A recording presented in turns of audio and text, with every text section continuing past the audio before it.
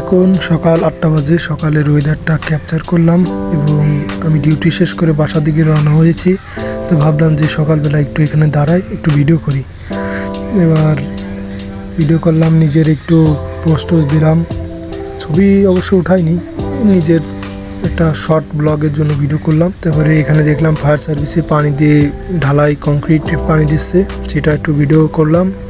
এবং তারপরে চলে আসলাম মনির কাকার দোকানে, এখানে বসে চা অর্ডার দিলাম। এবার ইয়ানুর চা বানানো শুরু করলো। চা দুটো বানালো, একটা আমার আর একটা আরেকজনের। চাটা এবার আমাকে দিল। চাটা দেখুন খুব সুন্দর ছোট করে বানিয়েছে এবং আমি চা খেতে লাগলাম। চাটা মোটামুটি ভালোই হয়েছে, অন্য দিন সেরকম ভালো হয় না, মনির কাকা বানালে অনেক ভালো হয়। চা খাওয়া আমার প্রায় শেষ, এখন রাখলাম চা কাপ রেখে। এবারটা আমি একটু পোস্ট আবার দিলাম। দেওয়ার পরে এটার মানে বুঝবেন না আপনারা, আপনাদের বয়স হয়নি।